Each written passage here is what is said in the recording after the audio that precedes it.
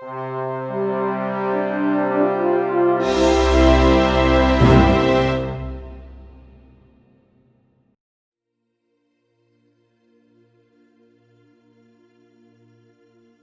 to a new episode of the Ab Astra podcast. Today we have with us Günther Oestmann, who is a professor of the history of science at the Technical University of Berlin. And as a researcher, he has worked a lot with instruments, the history of instruments, the association of instruments with astrology and their use in astrology, as well as many of the technical details of the astrological practice, calculation, the charts itself, and the whole printing structure of the charts, as well as many other topics. He has recently published a book on the astronomical clock of Strasburg Cathedral, published by Brill. I'll put a link in the description to that book. Welcome to the podcast. Please let us know a little bit about your research on the history of astrology. Thank you very much for the kind invitation. The book that you have mentioned on the clock of Strasburg Cathedral was my PhD thesis, published in the early 90s of the last century. It has been revised thoroughly and published in English translation by Brill recently. And this book was the very beginning of my astrological studies, because I had found a hitherto unknown source describing the outlay and program of this clock, which was completed in 1574. And this description was essentially astrological. And I had to deal with the contents of this manuscript. I knew absolutely nothing of astrology at this time. I had studied history of science and art history and had only a very, dim impression of astrology at all, but I was forced to engage with astrological topics at this point, and I found it very interesting and fascinating.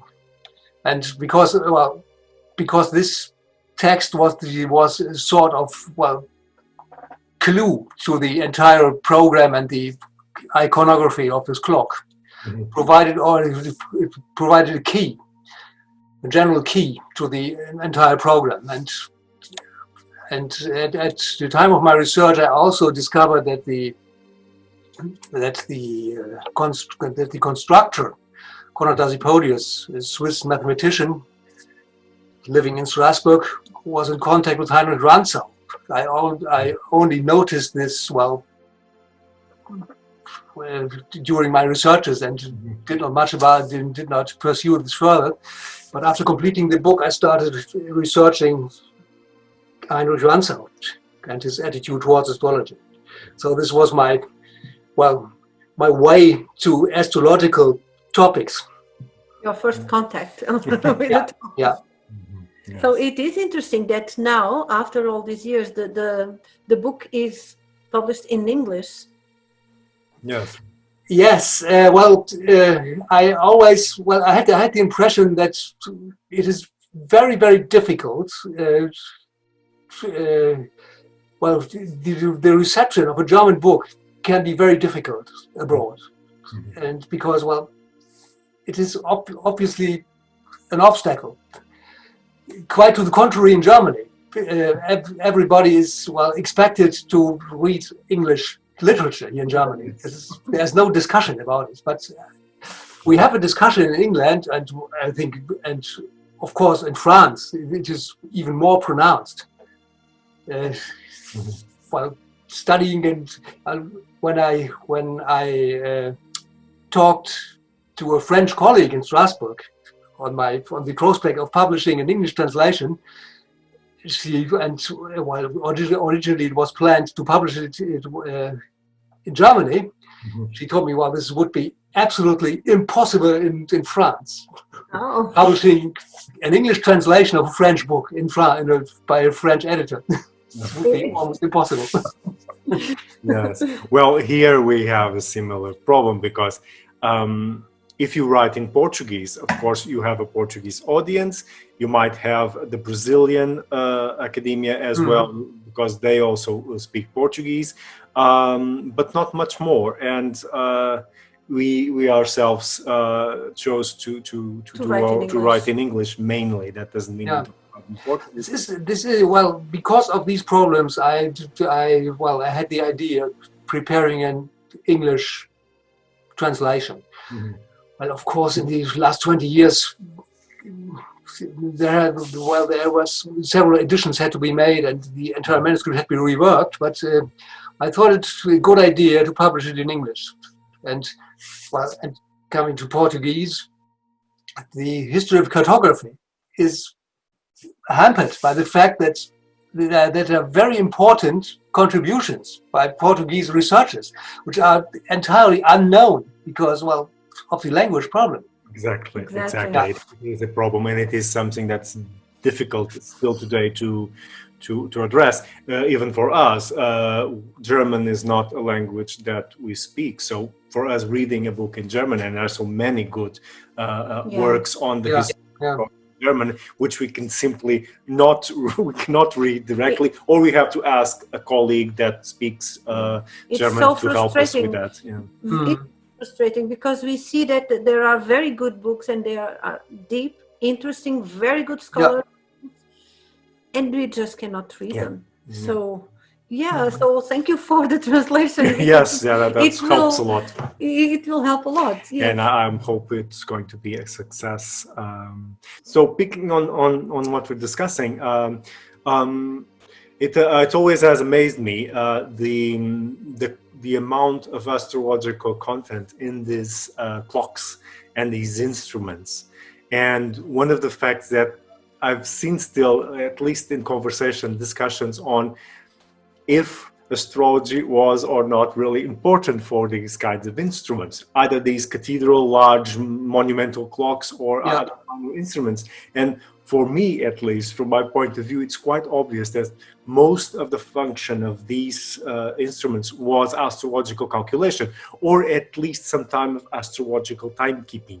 Not only a calendarical device, but also something that is measuring the position of the planets, the position of the ascendant, the phases of the moon. Yeah, of course, yeah. So, But still people who are not studying the history of astrology, sometimes they feel reluctant to accept that most of these instruments had a very strong astrological application. So as historians, we always have to explain again. Yes, there is still some need to explain these things, especially to physicists and astronomers, especially. They have marked reluctance even dealing with these topics. Still, there's still a sort of there is some reluctance.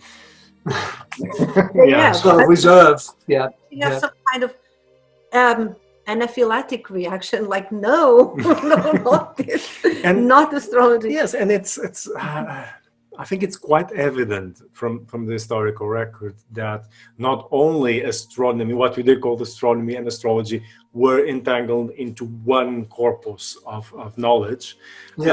But also many of the calculations, many of the developments in astronomical observation and astronomical calculation were, not all of them, but mainly for an astrological purpose.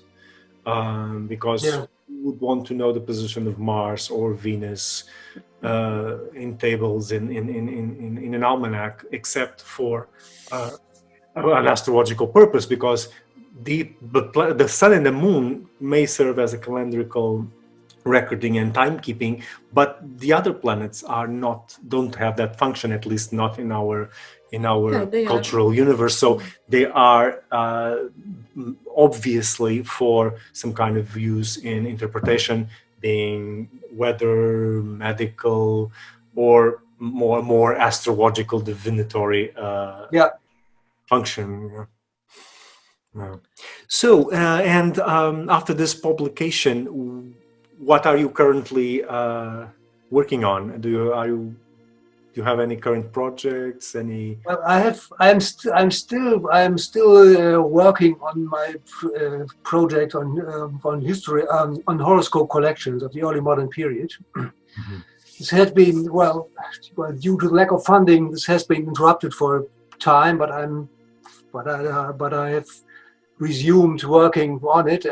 But my main activity is at the moment the edition of a manuscript by David Fabricius, and correspondent of Johannes Kepler, and an ardent, astronomer, astrologer of the early 17th century.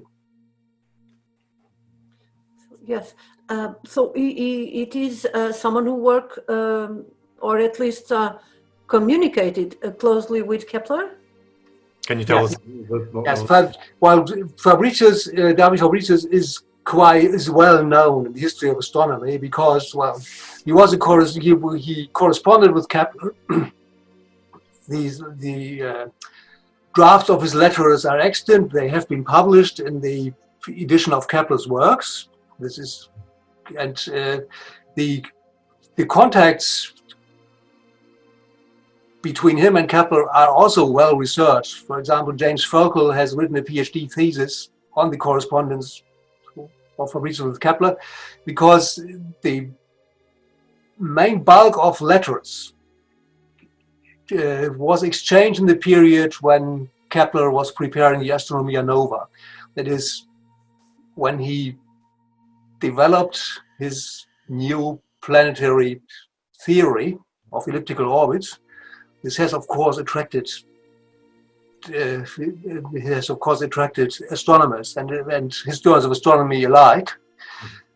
But this is not all, because they also exchanged astrological things in these letters. And that is Menzo Volkerts, a colleague of mine, and Cornelia Lüdecke, and the director of the library in Aurich.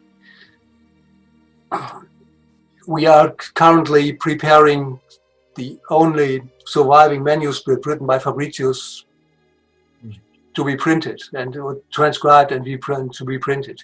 This is a diary, an astrometeorological diary, comprising roughly the time span 1584 to 16. I think I have to look it up. Sorry, I think 1617. 1617. It's for a quite long period. He kept a record of not only of astronomical and astrological events, but also of general historical incidents and so on. And this is the only surviving record of Fabricius. The letters to Kepler have been at least preserved in drafts, later drafts.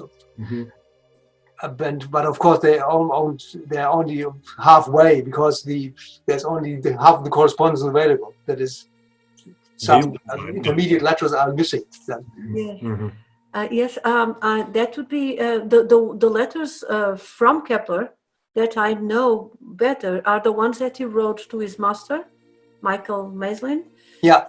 And it had a lot of astrological contents and personal content also, because they both had a child at more or less at the same time, and they calculated the horoscopes of their sons. And then the child, they did not survive. It happened a lot in the time. The contents of the correspondence with Fabricius are the same, because they exchange personal data and horoscopes, and also Fabricius sent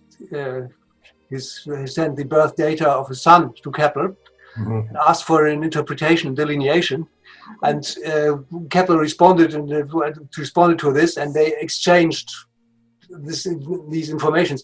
Dorian Giesler Greenbaum has written something about it in Culture and Cosmos. Yes. Yes, it These is. details. Yeah, so this is quite fascinating because then we're seeing not only the practice of astrology, but also the personal life. The practitioner. Yeah, the practitioner and how the Yeah. practitioner deals with that in their current life. Because sometimes there is this idea that they would do that for their patrons, but they would somehow despise astrology or put astrology in aside as a different level of practice. But in fact, we're seeing that this testimonies show us they applying it regularly, normally to their own lives and their own. Yes, in the manuscript that I have studied for my PhD, and you know the manuscript. Yeah. With all these horoscopes, the author, this man Simon Belle, relatively unknown author, he calculates the length of life of 3 horoscopes that are his children. Mm-hmm. And it is very interesting because it's the ones that he studies more, and because the length of life is so short, and that they are 3 little boys, and 2 of them died very, very young.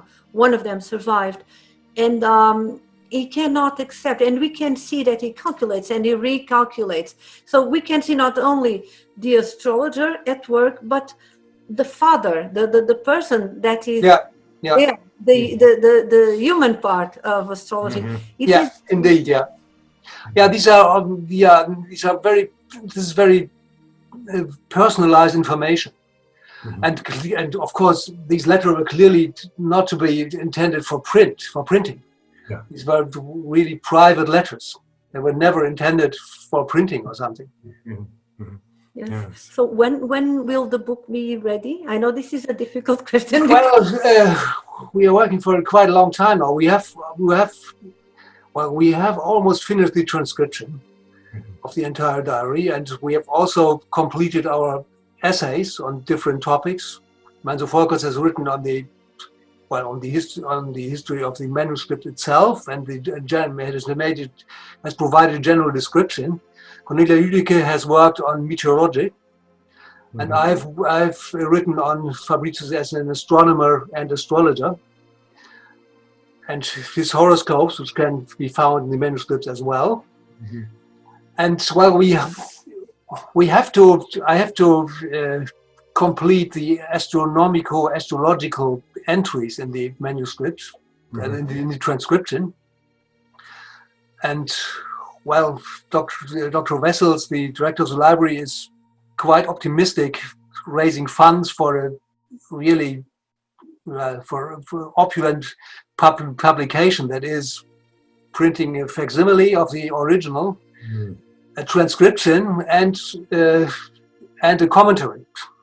That would be lovely. That would be ideal. Yes. This is well. I hope we hope that this book will materialize in the not too distant future. That is perhaps next year. That will be good. So 2021.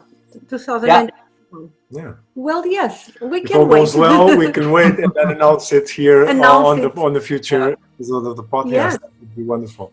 The basic problem is sorry for interrupting you.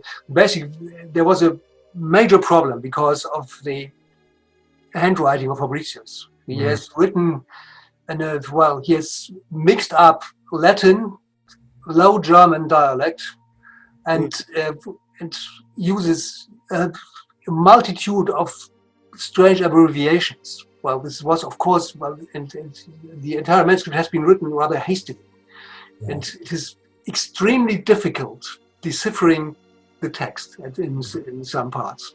Extremely difficult. Does he? To understand what's going on there. No. Yeah. Because of this heavy abbreviation, it's only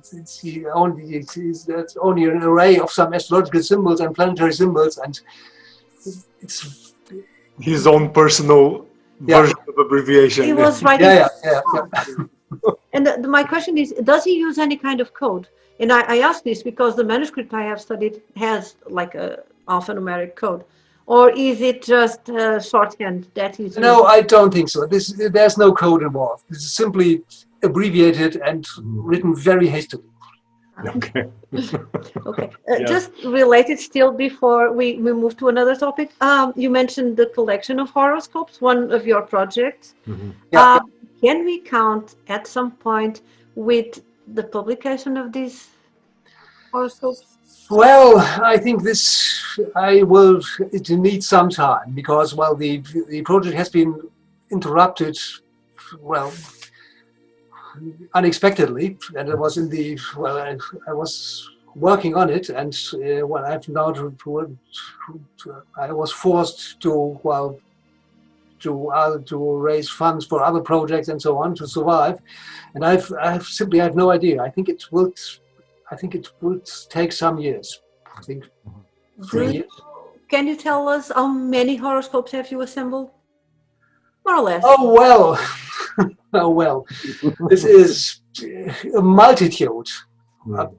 I have located hundreds of horoscopes, really hundreds. I think, or well, I've made a selection, of course, because I realized quite early that it would be impossible to recalculate and interpret. Well, let's take an example. It would take years to work through Giuntini's Speculum Astrologiae. Yes. From page 1 to 900 and whatever. Yes. And therefore I decided to make a selection. That is, I looked through all these horoscopes systematically and to look for, well, parallels for people treated very often. And of course, as you know, emperors, popes, and so on are frequently mentioned, but I decided to work on a selection of astronomers of the early modern period and a specialized selection of, well, generally learned people, professors, and so on. And for example, Nicolaus Copernicus. There's an array of horoscopes for Nicolaus Copernicus in these collections. Well, some have been copied, some have been erected anew or rectified or whatever. Let's take Erasmus Reinhold, another example. So I've made a selection of, well, some 20 names, which I will trace through all these collections as examples or horoscopes of an exemplary character, so to call. And I will try to recalculate the entire material, and of course also interpret the comments, which are also very interesting. Yes, As you know. that's an area which we both think it's quite important, which is Examples. not examples, because we have been working mostly, of course there are exceptions for this, but mostly we have been working with studying the books, the great treatises, the presentation of the doctrine itself. But there's a difference, I think, very clear between the doctrine and the theoretical presentation of the doctrine, and then the practical application of the doctrine. And I think within the practice we can really understand how they were doing, how they were applying the doctrine. Certain methodologies and techniques which are not clear in a theoretical exposition might be quite evident in a series of examples as the ones you are working on. I think that is one of the future lines of research in the history of astrology. So to have this practical day-to-day material used by the astrologer to illustrate the practice and to really understand the small details. But as you know, this is a very time-consuming and difficult task. It is. And just let me ask you, are you working just with printed material, or do you have also manuscript material in this? It's both manuscript and printed material. Highly interesting manuscript collections. I've spent some time in Oxford and to study the Ashmole papers. and I've also researched some collections in the British Library. This is very, very highly interesting material, because, well, it is, well, these are handwritten notes and also calculations and whatever, and also some unfinished descriptions or whatever, or calculations and so on. This is very interesting material indeed. Yes. Did you find, I know this is kind of a difficult question, but in your research, did you find like new ideas, people doing things differently, or were they working by the book, so to say? When you recalculate, do you see them innovating or just applying the practice? Just applying, yes. There are interesting details. For example, well, this is not a discovery by myself, but already John North has looked up a very strange horoscope. I think it was by William Brochure, first president of the Royal Society, and Brochure deviated from the traditional 12-house system for an unknown reason. I'm still studying this very strange horoscope he has made. I think he had, can't remember exactly, 16 houses. I think it was 16 houses. I recall something of the sort. Yes. That could be very strange. I found no motivation for this, but it's 16 houses is what they use in geomancy. Perhaps. Perhaps there's some connection. I don't know. That is very interesting. With the horoscope collections, one of the topics I'm currently interested in is the application exactly of the house systems, because we do have some theoretical discussion on how to calculate the houses and the proper way, and they all present a reason or another to choose a specific topic.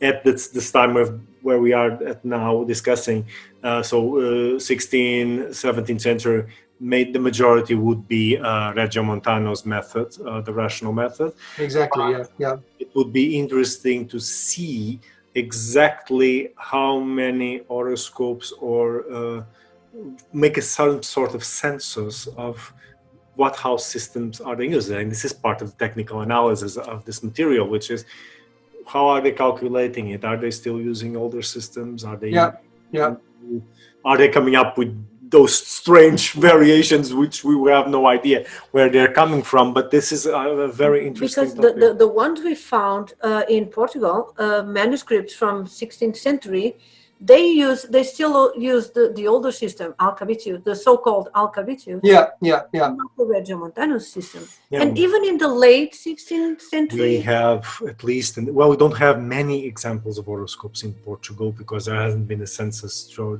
we find it occasionally. They're not very common in manuscripts, unfortunately, but we do have a late one of King Sebastian, for example, which is calculated in one of the pages of a draft of his chronicle, which is quite interesting, so you have made by the court astronomer / cosmographer, and he does calculate the chart, and this is already late 16, early 17, and he's calculating by Alcabitius system, the so-called standard or Alcabitius system. It's interesting indeed.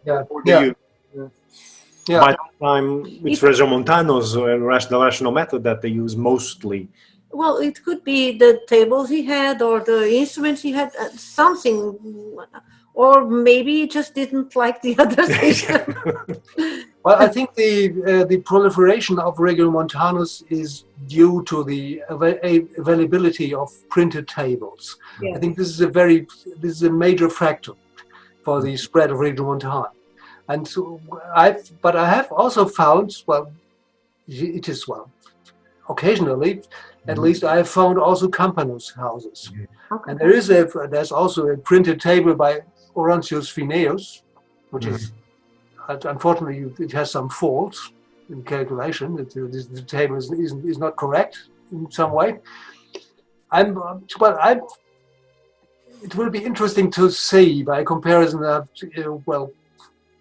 if Campanus has also been used. I think there is I think quite, well, not as frequent as regiomontanum, but I think also campanus is used in the 16th and 17th century. Could also be, it could also be related to certain regions where the tables were more popular, certain tables and not. Perhaps, yeah. Yeah, I know that there are scholars who speak of a sort of political nationalist, if we can say like that, view on the use of certain tables. Could be Could also explain Yeah. why they appear later in certain areas and not others. But that I think it's something still to be properly addressed and looked after systematically, so that we really have a clear idea of the amount of each application. The other thing that could also be revealing, and we are more interested in this, is the terms, the use of terms and the use of tables, and the use of different terms, and we can see how the documents were, if they were related to other documents because of the use of the same tables. So, well, I think it's a lot to be done. Yes. And yes, indeed. the use of examples, more than the doctrine, the use of examples will show us in practice what they were actually doing, and we can try to understand why they were doing this instead of that, why they were using this system instead of the other. So this is still something that I'm pretty sure we will not come to an end in our lifetime. At least you live happy. Yes. So we hope that soon you'll be able to engage again with this research of yours, Well, which you have been doing for quite some time, because I recall by 2004 there was a conference in Amsterdam. Exactly. Yeah. And I recall that you presented. You already presented on collections and horoscopes, and you were already entering in that. You have been to Amsterdam, haven't you? Yes. I can't remember, unfortunately. Long time ago. A lot of people. Yes. Yeah. So, it is like a lifetime project. It's not really ever finished. It's something that we do. But I'm looking forward for some results. Yeah. I will be sending you emails like, yeah. So we thought about talking a little bit about the Calendarium Astronomical of Fabricius. Do you want to elaborate more? To elaborate a bit more on that? On the work and what it is and the importance that you think, what's the contribution of the study of this? Well, first, it is a sort of restricted view on Fabricius, I must confess, because this manuscript has survived rather haphazardly. It is the only manuscript which has been preserved, and there's nothing is left from Fabricius's library, which must have been quite extensive and important. And but at least we can get a glimpse of his daily activities in this manuscript, and combining the contents of this source with his letters exchanged with Kepler, I think we will be able to get a more complete picture of his activities and also of his background and attitude, general attitudes and so on. What is clear up to now is that Fabricius was much more traditionally oriented in astrological matters than Kepler was. He was, he discussed, he was somewhat astonished that Kepler rejected houses and all these things. But we have found recently, which is quite interesting, that he used the Kepler's minor aspects. This was obviously somewhat attractive. We have found we have found well, we have found. Oh, no. He mentioned minor aspects as well in the Calendarium and in his yearly prognostications, in his printed yearly prognostication. And he even, and this was also very interesting, he tried even adding new aspects to this, which were also used later by Kepler in his Harmonici Mundi. We are still at the beginning here, but he obviously exchanged information and ideas with Kepler on these minor aspects, and well, he adopted this idea. But in concerning directions, the house divisions, and general interpretation of horoscopes, he was more a traditional line. And but of course, Kepler also discussed it in a traditional way with him. Yes. There's no reformation of astrology. Only here and then there are some signs of impatience on the side of Kepler, because he was so eagerly trying to work out even minute details astrologically. It was quite fascinating to read, even while the most trifles of daily life were examined closely by Fabricius. That's interesting, because we always are, sometimes Kepler is presented as a sort of reformer, bringing up new ideas into astrology as he did into astronomy. But it is interesting to know, and I've seen that from the works that have already been published, that there is a distinction between his theoretical ideas and the ideas that he's putting forth on astrology and the practice, because exactly practice, there's still Kepler is very traditional in astrological practice, and there's a difference between his theoretical aspirations and daily work. And and of course you can it is of course a matter of debate whether or how Kepler's reformed ideas could be made working. I think a lot of these ideas are on their part theoretical. Yes. They theory and experimental. Yes, and sometimes they were not applied. I've came up about a comment on Kepler's new aspects. I was, as you know, I'm studying the Jesuits and the way that the Jesuits interact with astrology, and it was Riccioli that in his Majestum Novum does make a small note on the use of these other aspects, and he points out to Kepler and the group of individuals surrounding Kepler. I'm not sure if he mentions Fabricius. I can check that out later. Yes, please do this. This will be most interesting. Please do this. But I do have that little bit aside. But he does mention Maestlin and the group of astronomers surrounding Kepler, and as practitioners or as using these minor aspects, so minor or new aspects.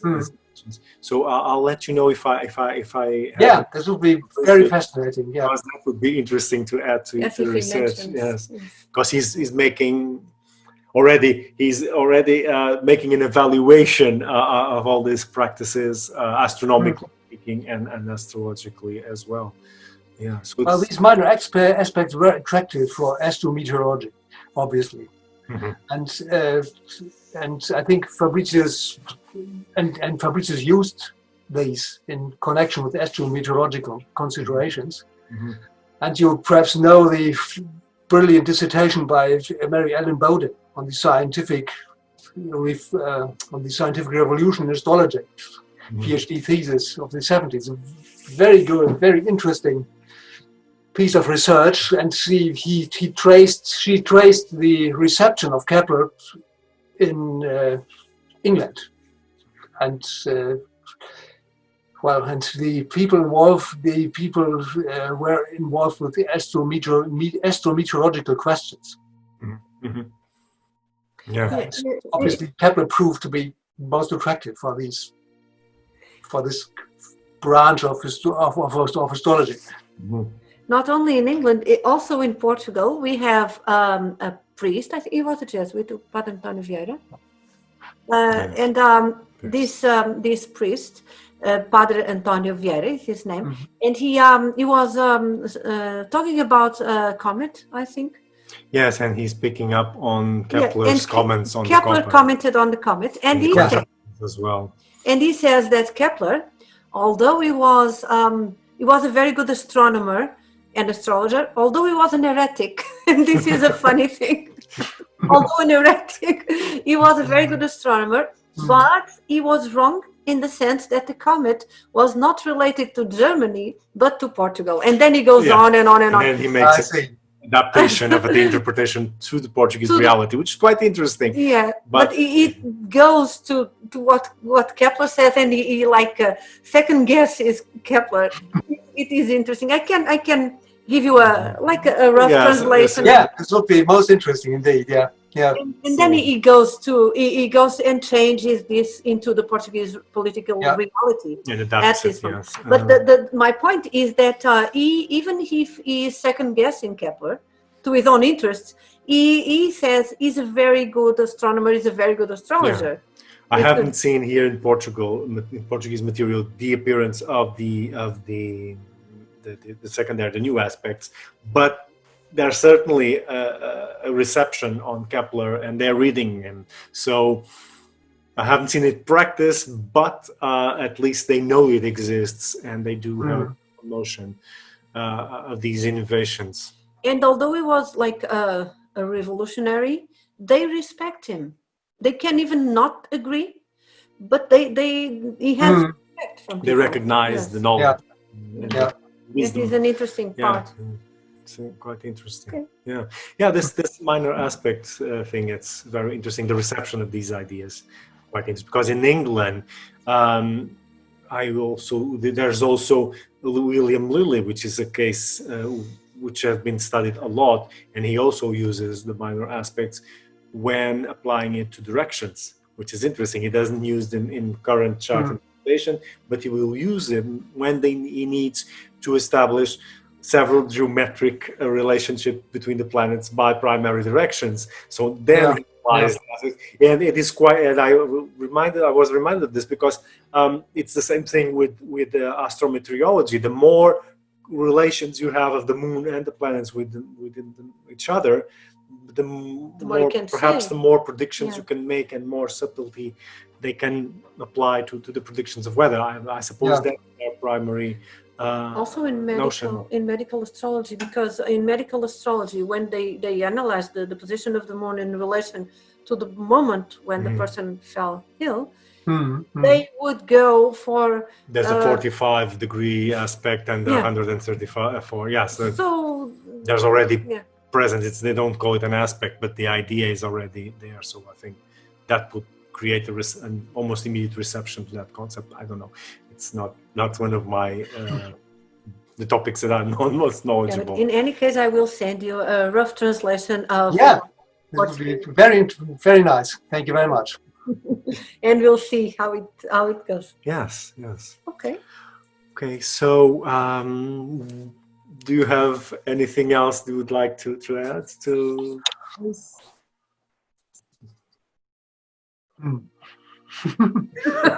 It's always a difficult question. Yeah. Well, perhaps you may, for the people reading German a bit, you may refer to our small publication, which has been printed by the library in Aurich, which can be downloaded on the net. Okay. Can you please? I will send a link to you. Okay. Yes, and then we put it in the description. Yes. Yeah, I think this would be fine. At least there are some pictures in it, and at least, it is of course a German publication, but it may be of some interest. Yes. Oh, it is. I'm sure. Yes. I will send the link to you afterwards. Thank you. Okay. And then we will share it in the description. Yes. So yeah. So people can access. So thank you very much for Oh, doing this I have to thank you. It was very nice. It was very nice for us too. Yes, and Yeah. And we look forward for the publications. yes, and perhaps we can arrange another opportunity to discuss some other topics. I think it would be Yeah, very good. Yeah, of course, we can. Yeah. And of course, I will show you a nice thing. I've been to Kiel yesterday, and perhaps you will remember that I gave the evening lecture in Amsterdam on Johann Wilhelm Andreas Pfaff, and and his conversion to astrology in the early 19th century, which was, of course, a nightmare to his colleagues. And I've always looked for his small astrological textbook, which is very, very rare. And last Saturday I found a copy, and here it is. I managed to buy it in Kiel. great. So that's lovely. Yeah. We can do. We can organize a podcast.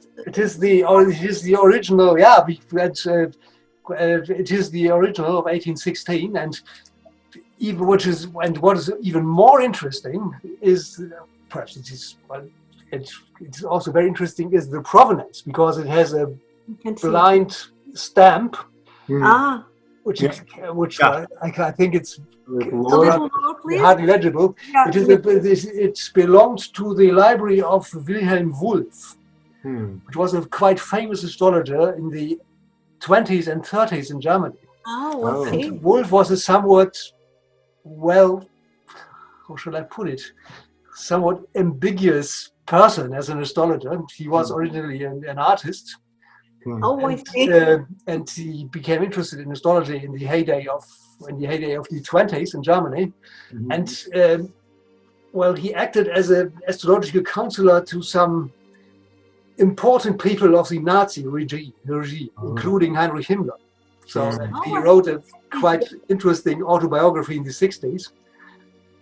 He survived all the. It has to be read with some caution, but it is nevertheless a very fascinating source of the movements of movements, and also of the entanglements of astrologers in the Third Reich. Yes, and this belonged obviously to his library.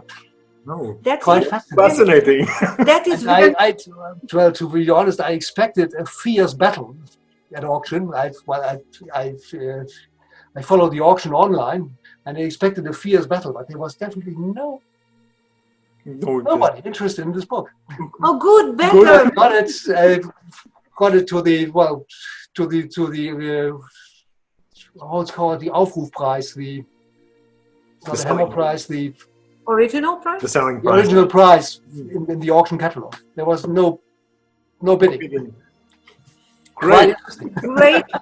Great for you, because Great, you don't have to spend a lot of money. Yeah, that's what right. what we can do, and I think this would be appropriate for the book and for its relevance, is to schedule a podcast just to talk about it. Yeah, of course. And the astrologer who had it, and all these things. And what kind of astrology is he practicing? Is it? That would be. Well, Pfaff was very much interested in traditional astrology, because it was his motivation to unearth or to revive traditional astrology again at the beginning of the 19th century, which was this was of course entirely crosswise the general development, and he was he made no friends, of course, with these ambitions, and 9 years ago, I found a letter. I found an autograph by Pfaff on the net. By chance, it was a letter to Bernhard von Lindenau, the editor of an astronomical journal, and obviously Pfaff had sent a copy of his book to the editor of the journal, with the intention of writing a review or whatever, and Bernhard von Lindenau obviously reacted, was somewhat irritated or even annoyed, and asked for an explanation. And this explanatory letter I found on the net. It was known only in an abbreviated form, which had been printed in this journal, because printed a sort of extract of the letter, and I found this original. This, Quite incredible, I must say. we should do a podcast. Well, on then that. Well, I must confess, I was very short of money at this time, and I nearly broke my neck. Financial respects. I had no money left for the month. Yeah, but it's kind of like You we have to cannot cook. live without this. I have to have this. I understand. Shall we schedule a podcast for this topic, because this is such a great topic? Yeah. Let's do it. We'll finish now, Yeah, and so, we'll Okay. So, thank you. Thank you very much for this. Thank you. Thanks very much for the kind invitation. And we'll see you again soon. Perhaps. Yeah. Very nice. This discovery. Yeah. Thanks a lot, and all the best. Thank you. Thank you. For you.